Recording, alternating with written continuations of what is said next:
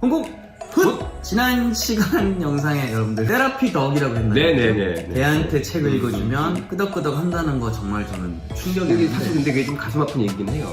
왜냐하면 걔가 아니면 치유가 안 되는 이런 사람들이 너무 많아진 세상이 됐다. 그래도 걔라도 있으니까 네. 다행이긴 합니다. 근데 중요한 게 있습니다. 어떤 예, 예. 아무개나 되는 거 아니거든요. 아, 그 전문적으로 약간 훈련받은 개이기 때문에 집에 있는 게 괜히 고생을 시키시면 걔도 막 짜증내는 거예요. 그럼. 하지마! 네. 여튼 이번 시간에 또 이야기를 해볼 건데요. 제목이 너무너무 매력적입니다. 공부하고 싶은 마음을 일으키는 방법. 이거 오늘 부모님들 완전 펜 들고 필기심 준비하고 계십니다. 이제 한번 해볼게요.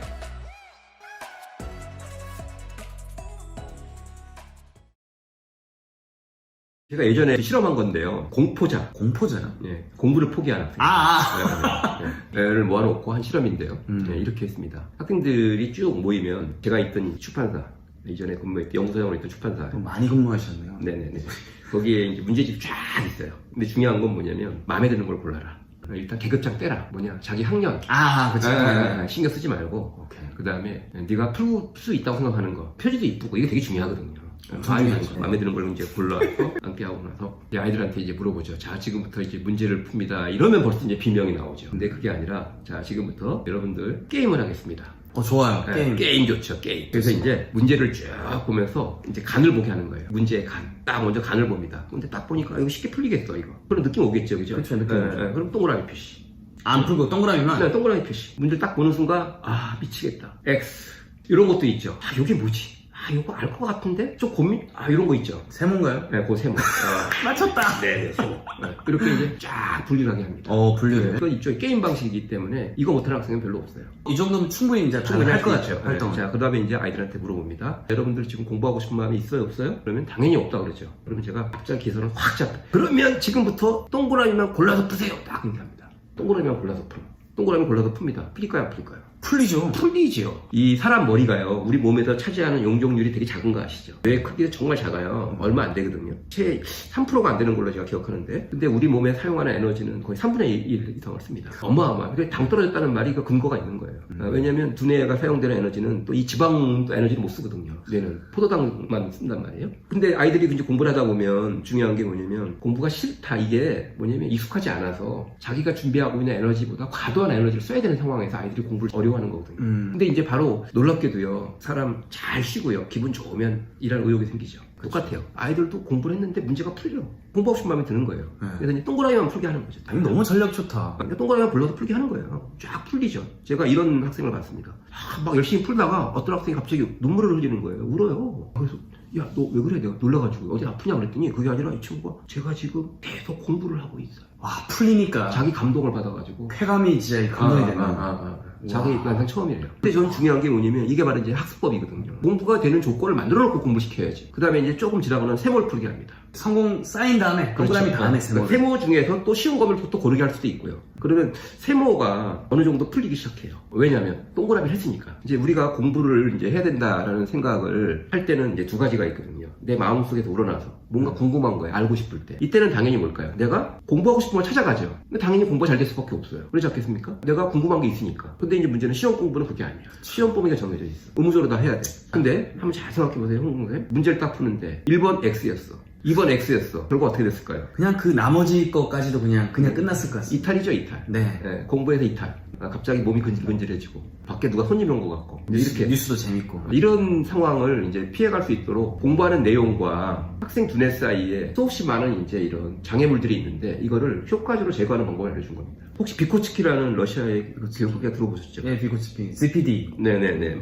맞습니다. 네. 바로 이게 근접발달력이라는 개념을 적용한 거거든요. 사람은 알고 있는 게 있고 그 주변에 조금만 노력하면 알 수 있는 게 있고 이걸 우리가 근접발달형이라고 얘기하죠. 네네네. 그 다음에 이제 그 밖에 잠재적 발달 수준이라고 합니다. 네. 이거는 지금은 도달하기 어려운 거죠. 그러니까 이건 이제 동그라미 세모 X 표시를 이제 거기서 갖고 온 거죠. 그래서 자연스럽게 한 학생이 알고 있는 게 있거든요. 알고 있는 것들을 계속 반복하면 재미가 없어요. 근데 그 주변에 궁금한 게 있거든요. 알 수 있고 지금 현재 내가 알고 있는 실력으로도 그걸 찾아내서 거기에 집중하도록 하는 겁니다. 예를 들면은요, 이런 겁니다. 시험 공부를 할 때도 마찬가지예요. 자, 1쪽부터 100쪽까지 시험 범위다. 그러면 처음부터 하는 게 아니에요. 중요해요. 근데 만약에 일쪽 초반에 쫙 보니까 관심도 없는데 내용이 어려워. 그럼 또 이탈이죠. 끝났죠? 그렇죠. 근데 그것도 마찬가지입니다. 시험 공부를요, 처음부터 해야 된다는 그런 법적 강제 조항이 없는 거 아시죠? 그러네요. 그러니까 시험 범위에 해당되는 걸 한번 쭉 훑어보면서 체크 하는 거야. 요거 재밌겠는데? 요거는 공부할 만한데?